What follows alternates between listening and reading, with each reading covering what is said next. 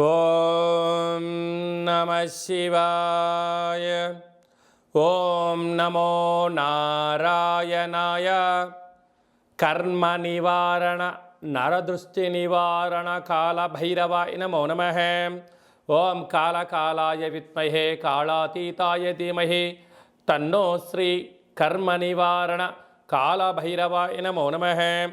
ఓం ఆంజనేయాయ విద్మహే వాయుపుత్రాయ ధీమహి తన్నో హనుమత్ ప్రచోదయాతు. హరి ఓం.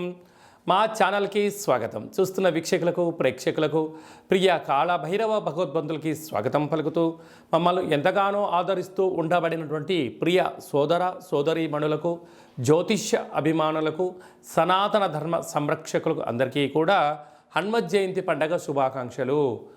రామతత్వాన్ని అవలంబించుకుందాం, నిత్యము రామనామాన్ని జంపింపజేసుకుందాం, స్వామివారి ఆశీస్సులు పొందుదాం. 500 సంవత్సరాల తర్వాత మొట్టమొదటిసారిగా అయోధ్యలో రామమందిర నిర్మాణం తర్వాత మొదటిసారిగా జరుగుతున్నటువంటి హనుమత్ జయంతి సందర్భంగా మనమందరము కూడా స్వామివారిని స్మరిద్దాం, ధ్యానిద్దాం, స్వామివారికి ఓడమాలను సమర్పిద్దాం. తమలపాకుల పైన శ్రీరామ అనేటువంటి రామాలను రాసి ఆ యొక్క స్వామివారికి సమర్పించుకుందాం. జాతకంలో ఉండబడిన గ్రహదోషాలను తొలగించుకొని అందరినీ నిండు నూరేళ్ల ఆయురారోగ్యాలుగా ప్రసాదించాలని కోరుకుందాం. 16/6 నుండి 36/24 వరకు ద్వాదశ రాశుల్లో గ్రహ గమనాన్ని ఒకసారి వీక్షింపచేద్దాం.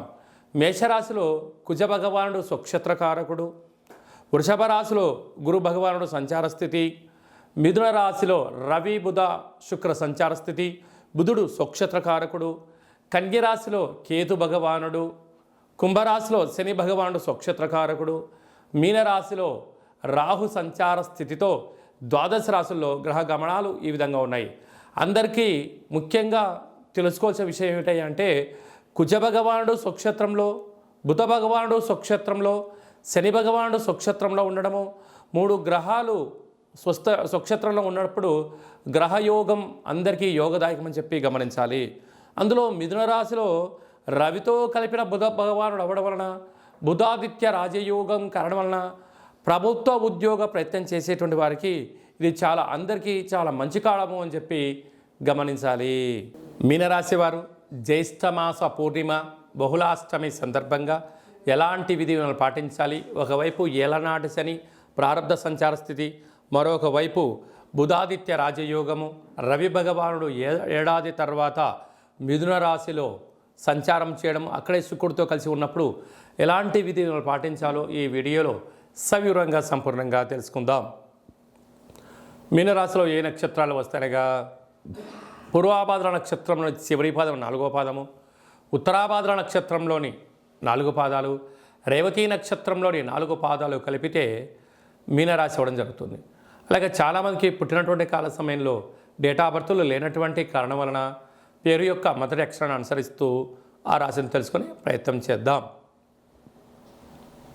ది, దుమ్, షం, ఝా, ధా, దే, దో, చా, చి అక్షరాల వర్ధం మీనరాశి జాతకులే. మీనరాశి యొక్క అధిపతి దేవగురు బృహస్పతి.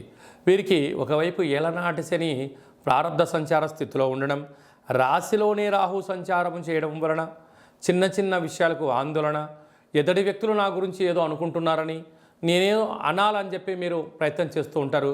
దయచేసి ఒక రోడ్డు పైన ఏనుగు లాంటి వారు మీరు మీనరాశి జాతకులు. ఎందుకంటే రాశాధిపతి గురువు వాహనం కూడా ఏనుగే కనుక మీరు మౌనంగా ఉండండి, మీ పని మీరు చేసుకుంటూ వెళ్తూ ఉండండి. కుక్కలు 100 మరుగుతూ ఉంటాయి, మొరిగినంత మాత్రాన గజరాజుకు ఏదే కాదు, అదొక ప్రచారంగా భావించండి. మీ మంచి, మీ పని, మీరు చేస్తున్న సేవ, మీరు చేస్తున్న కార్యక్రమంలో ఆ అవుట్పుట్ రిజల్ట్ ఉంటుంది చూడండి, వాటిపైన మీరు కేంద్రీకరించగలిగినట్లయితే ఎవరు ఏది అనుకున్నా, ఎవరు ఏది అన్నా అది అవాస్తవమే. మీ యొక్క బలాన్ని, మీ యొక్క బలహీనతను తెలుసుకునే ప్రయత్నం కొందరు చేస్తూ ఉంటారు. నీకు సంబంధం లేని పని, నీ పని నువ్వు చేసుకుంటూ ఉండు. ఒక్కసారి విజయం కలిగిన తర్వాత చూడండి, ఈ మాటలు పట్టింపులు ఏది ఉండదు.